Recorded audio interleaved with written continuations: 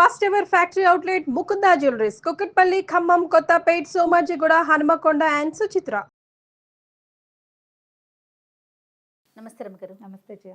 రమగారు, స్త్రీలు ఒక 50 ఏళ్ళు దాటిన తర్వాత ప్రతి ఒక్కరు ఎదుర్కొనే సమస్య మెనోపాజ్. ఆ సమయంలో వచ్చే ఇబ్బందులు అది ఫిజికల్గా కావచ్చు, మెంటల్గా కావచ్చు, అనేక రకాలైన ఇబ్బందులు ఉంటాయంటారు కదండి. వాటిని ఎలా ఓవర్కమ్ చేయాలి అంటే మన వ్యాపకాల్ని మార్చుకోవాలేమో అనిపిస్తుంది నాకు. అది ఎట్లా సాధ్యం? ఇప్పుడు 50 దాకా ఉండట్లేదు జయ, 40 నుంచే స్టార్ట్ అవుతుంది. 30 నుంచే మెనోపాజల్ సిమ్టమ్స్ వచ్చేస్తాయి. 50 దాటాక ఉండేవాళ్ళు కొంతమంది ఎప్పుడైనా కూడా పీరియడ్ అంటూ వస్తూ ఉంటే బాడీలో చాలా రకాల హార్మోన్స్ నడుస్తూ ఉంటాయి కదా, మనుషులు యంగ్గా ఎనర్జెటిక్గా కనిపిస్తారు. ఎప్పుడైతే ఇది సైకిల్ స్లో అవ్వడం కానీ లేదా క్లమ్జీగా రకరకాలుగా 20 రోజులకు వచ్చేసి, 10 రోజులకు వచ్చేసి, 15 రోజులకు వచ్చేసి, 2 నెలలకుండా రాకుండా అలా ఉండేసరికల్లా ఒక టెన్స్ డెవలప్ అయిపోతుంది. ఆరోగ్య సమస్యలు వచ్చేస్తాయి. బాగా వెయిట్ పుటాన్ అవుతారు. సుమారుగా ఉన్న థైరాయిడ్ ఉన్నట్టుండి పైకి వెళ్ళిపోయినట్టు ఉంటుంది. ఇవి కాకుండా బ్లోటింగ్, పొట్టలో సమస్యలు వస్తాయి. తర్వాత ఏమో స్కిన్ ప్రాబ్లమ్స్ వస్తుంటాయి. అబ్బో ఎన్ని ఉన్నాయో మెనోపాజల్ సిమ్టమ్స్. ఒక్కోళ్ళకి ఒక్కో రకం. వస్తే వచ్చేసింది అనిపిస్తుంది, రాకపోతే రాలేదనిపిస్తుంది.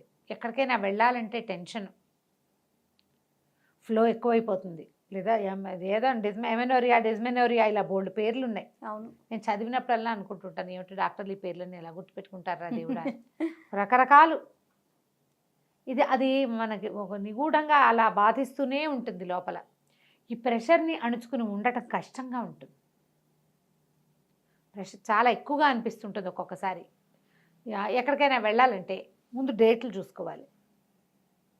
50 ఏళ్ళ దాకా కనుక పీరియడ్ వస్తే 50+ దాకా ఇంకా ఇది ఒక అడ్డంకి అనిపిస్తుంది. ఎక్కడికైనా పోనీ రావట్లేదు, ఆగటం మొదలుపెట్టింది అనుకో, ఎక్కడికి వెళ్ళాలని అక్కడికి వెళ్ళాక వచ్చేస్తుందేమో అని టెన్షన్. ఏ ట్రిప్కైనా, ఏ గుడికైనా, ఏ ఎవరింటికైనా, ఏ ఫంక్షన్కైనా సడన్గా పీరియడ్ వస్తే 2 నెలలు అయింది ఇంకా రాలే, వచ్చేస్తుందేమో, ఏదో పెద్దకైనా మిస్ అయిన ఫీలింగ్లా ఉంటుంది. రాకపోతే రాలేదు ఇంకా రాలేదు. మధ్యలో పెళ్ళిళ్ళు వస్తాయి, పేరెంటాలు వస్తాయి, ఏమిటో వస్తాయి. మనమే ఎక్కడికైనా వెళ్ళాల్సి వస్తుంది. ఆఫీస్ డ్యూటీస్ ఉంటాయి, ఆఫీస్ కాల్స్ చాలా ఉంటాయి కదా, మరి ఉద్యోగస్తులు ఎక్కువ ఉంటున్నారు ఇవాళ. దీంతో పాటుగా ఈ మిస్ అయిపోతున్న భావన ఒకటి ఉంటుంది. దాంతోపాటు హాట్ ఫ్లెషెస్, శరీరంలో వచ్చే రకరకాల మార్పులు, బాడీ సాగైపోయిన ఫీలింగు, హెయిర్ ఫాల్ వచ్చేస్తుంది, రకరకాలుగా హార్మోన్ బ్యాలెన్స్ తప్పిపోతూ ఉంటుంది కదా. లో కాల్షియం అయిపోతుంది, కాళ్ళ నొప్పులు, వేళ్ళ నొప్పులు, నిద్ర పట్టదు, మెలకు వచ్చేస్తుంది హాట్ ఫ్లెషెస్ తోటి, తోచదు. ఈ పరిస్థితిలో వీళ్ళు చచ్చిపోతుంటారు పక్కన ఆడవాళ్ళు. సరిగ్గా ఇది 40 నుంచి 50 లోపు, 50 ఏజ్లో ఉన్న వాళ్ళకి పిల్లల సెటిల్మెంట్లు, పిల్లల చదువులు, ఆడపిల్లల పెళ్ళిళ్ళు, మగపిల్లల సెటిల్మెంట్లు, అమ్మాయిల పురుళ్ళు, భర్తలు కూడా ఇప్పుడు వీళ్ళకంటే పెద్దవాళ్ళు అయి ఉంటారు కదా, వాళ్ళ తాలూకు ఏమంటారంటే పెద్దతనపు నడి వయసు ఇబ్బందులు, వాళ్ళ వల్ల వచ్చే ప్రెషర్లు, ఏమైనా ఆర్థికమైన సమస్యలు, చుట్టాల్లో ఏవో ప్రాబ్లమ్స్, అవన్నీ కలిసి ఈ మోయలేని బరువులాగా అసలే కుంగిపోతున్న వీళ్ళ నెత్తి మీద స్కైలాబ్ అది ఏదో పడుతుందనే వాళ్ళు మన చిన్నప్పుడు, అది వచ్చి వీళ్ళ నెత్తి మీద పడ్డట్టు ఉంటుంది. దీన్ని బ్యాలెన్స్ చేసుకోవడం ఎంత కష్టమో. లేచకపోదాం అనిపిస్తుంది, ఎప్పటికప్పుడు పారిపోవాలి ఇక్కడి నుంచి అనిపిస్తుంది. పారిపోయి అక్కడేం సుఖంగా ఉండదు, ఎంతసేపు దీని మీదే తాపత్రయంగా ఉంటుంది. ఇంట్లో ఉండలేరు, పడుకోలేరు, కూర్చోలేరు. ఏదైనా ఎక్సర్సైజ్ చేద్దాం, ఏదైనా చేద్దామంటే శరీరం సహకరించదు. వీటితో పాటు దిగులు, కుంగుబాటు. ఆ దిగులు ఎందుకో తెలీదు, ఆ కుంగుబాటు ఎందుకో అర్థం కాదు. ఇవాళ రేపు ఈ సమస్య విపరీతంగా ఉంది. నేను కూడా అందుకు మినహాయింపు కాదు. బ్రైట్గా ఉండి, యాక్టివ్గా ఉండి, రకరకాల పనులు చేసేసి అన్నీ తెలిసిన వాళ్ళు కూడా దీనికి దొరికిపోతారు. ఫ్యామిలీ సపోర్ట్ బాగా అవసరం చేయాలి. ఆడపిల్లలు ఉన్న వాళ్ళకి కొంచెం ప్లస్, కూతుళ్ళకి తల్లులు ఎదుర్కొంటున్న ఈ సమస్య ఏమిటో అర్థమవుతుంది. ఆడపిల్లలు లేకపోయినా, ఆడపిల్లల తల్లులు కానీ అత్తగారులు ఉన్నా భలే ప్రెషరు. మగపిల్లలకి ఏమి ఈ కష్టాన్ని చెప్పుకోలేము. ఈ హార్ట్ ఫ్లెషెస్, ఈ నిద్ర పట్టకపోవటము, ఈ తోచంతనము మగవాళ్ళకి అర్థం కావు, కానీ మొగుళ్ళకి అర్థం అవ్వాలి, మగ పిల్లలకు అర్థం కాదు. వాళ్ళు ఆ పరిస్థితులు చూడరు కాబట్టి. కానీ ముందు నుంచి మన తాలూకు పీరియడ్ సైకిల్, దాని ప్రెషర్లు మనం ఎంత అనుభవిస్తామో దాని ప్రభావానికి కొంత లోనై ఉంటారు కదా భర్తలు. వాళ్ళు అర్థం చేసుకుంటే, వాళ్ళు కొంచెం సపోర్ట్ చేస్తే, దాంతోపాటు మిమ్మల్ని మీరు బాగా సపోర్ట్ చేసుకుని ముందుకెళ్ళిపోతారు. చెప్పాలి, దీని మీద మాట్లాడండి. ఇలా ఈ సమయంలో వచ్చేటువంటి రకరకాల మానసిక సమస్యల్ని మనం ఎవరి ముందైనా పెట్టేయాలి. అవతల వాళ్ళు మనని అర్థం చేసుకునే వాళ్ళైతే ఇంకా బాగుంటుంది. ఆటే అర్థం చేసుకోకపోయినా నాకు తిక్కగా ఉంది, నువ్వు అనవసరంగా విసిగించద్దు అని చెప్పగలగాలి. కొంతమంది వినరు, వినిపించుకోరు. ఇది అందరికీ వచ్చేదే అంటారు. అలా అంటానికి వీల్లేదు. ప్రెగ్నెన్సీ లాగానే మేనపాజ్ ఎవరిది వాళ్ళదే. ఏ ప్రెగ్నెన్సీకి ఆ ప్రెగ్నెన్సీ లాగానే అవునవును, మెనపాజ్ కూడా ఖచ్చితంగా ఎవరి సిమ్టమ్స్ వాళ్ళవి. మెనపాజ్ సార్వజనీనమైంది, అందరికీ వస్తుంది. కానీ అందులో ఉండే ఆ సిమ్టమ్స్ మారుతాయి.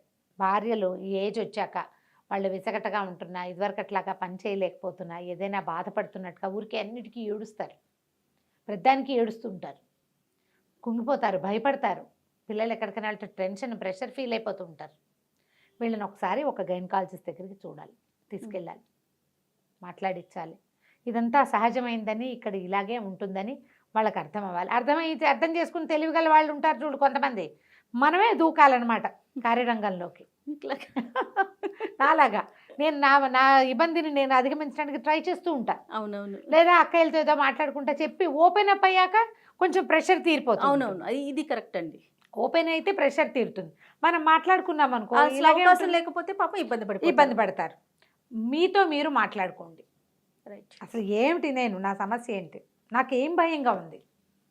దీంతో పాటుగా ఫెమినిటీని కోల్పోతున్నామన్న ఒక ఫీల్ లోపల ఉంటుంది. భర్తలతో తేడా వస్తుందని భయపడతారు. అది కూడా ఒక ప్రాబ్లం వస్తుంది కొంతమందికి.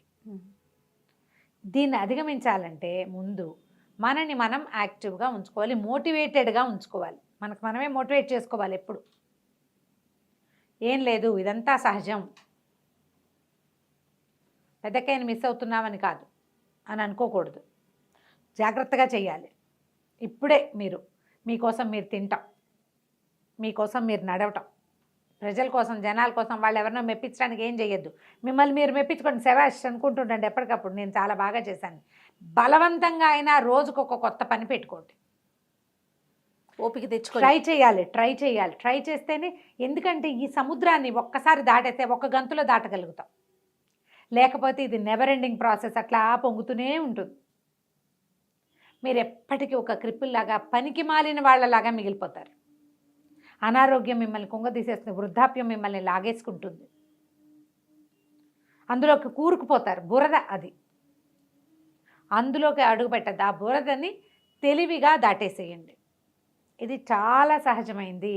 ఇది పోతుంది, హాయిగా ఉంటాము, ఈ గోల ఉండదు. 1-2 ఏళ్ళు మాత్రం చాలా ఇబ్బంది పెడుతుంది. ఎప్పుడు వస్తుందో తెలీదు, ఎలా వస్తుందో తెలీదు, ఎక్కడికైనా వెళ్తే వచ్చేస్తుందేమోనని భయం ఉంటుంది. ఎప్పుడు కాషియస్గా ఉండండి. వచ్చేస్తుంది, ఏమైనా సరే. నేను మానేను, ఏది మాను. నేను ప్రయాణాలు మానుకోను, పెళ్ళిళ్ళు మానుకోను, ఫంక్షన్ ఏది దానికోసం మానేస్తే అది రాదు, ఇవి మానేస్తాము, దిగులు అయితే అవుతుంది. ఏమవుతుంది, గడుదు కూడా అప్పుడే అక్కడి నుంచి తిరిగి వచ్చేస్తా. ఈ తెగింపు కనుక వస్తే, ఇదంతా మన అమ్మ మన అక్క అందరూ చూసిందే. అవును, ఏం కొత్తది కాదు. ఎర్లీ ప్రెగ్నెన్సీలో ఎలా దిగులు భయాలు ఉంటాయి, ప్రెగ్నెన్సీలో కూడా భయాలు ఉంటాయి చూడు, మెనోపాజ్లో కూడా అలాంటి భయాలు వస్తాయి. ఫస్ట్ ప్రెగ్నెన్సీకి చాలా భయాలు ఉంటాయి. అలాగే ఇందులో కూడా ఉంటాయి. చెప్పుకోలేనితనం, సిగ్గుగా ఉంటుంది, ఎవరితో చెప్తామనిపిస్తుంది. ఓపెన్గా చెప్పేసేయండి. డాక్టర్ని చూడండి. మీ ఆయన తీసుకెళ్ళకపోతే మగవాళ్ళే చూడాలన్నారు రమ్మగారు, వాడు చేయట్లేదు అనుకోకండి. వాళ్ళు రాకపోతే పోయారు, మన దాన్ని మనం పోదాం డాక్టర్ దగ్గరికి. ఒకసారి వెళ్ళి ఇలా ఉందంటే ఏవైనా చిన్నవి సలహాలు చెప్తారు, మందులు ఏమైనా వాడిస్తారు. మీకు ఏమైనా B12 అవి లోపాలు ఉన్నాయా, ఏమైనా ఈ విటమిన్ తగ్గిపోయిందా, ఈ విటమిన్ ఇస్తారేమో. మరి ఈ విటమిన్ కాదు, ఇంకోటి ఉంది కదా, విటమిన్ డి, అవి ఏమైనా సప్లిమెంట్స్ ఇస్తారు. అవి వేసుకునేసరికి మళ్ళీ కొంచెం పుంజుకుంటారు. ముందు డాక్టర్ దగ్గరికి వెళ్తే అదొక ధైర్యం. వాళ్ళు ఏదో చెప్తారు 4 మంచి మాటలు. ఏమైనా కౌన్సిలింగ్ అవసరమైతే వాళ్ళే చేస్తారు. కొంచెం మంచి ఫ్రెండ్లీగా మాట్లాడే డాక్టర్ని మాత్రం సెలెక్ట్ చేసుకోండి. కట్టే కొట్టే తెచ్చేని మాట్లాడే డాక్టర్ దగ్గరికి వెళ్ళకండి ఈ విషయంలో. కొంచెం ఎలాబరేట్గా నాకు మళ్ళీ పావుగంట మాట్లాడాలి, 1 minute అవకాశం ఇస్తే 15 minutes మాట్లాడే వాళ్ళు ఉంటారు, వాళ్ళని చూడండి. వాళ్ళు మిమ్మల్ని ఈ సముద్రంలో నుంచి బయటపడేయడానికి పెద్ద షిప్గా పరిణమిస్తారు. కావాలి అట్లాంటి వాళ్ళు.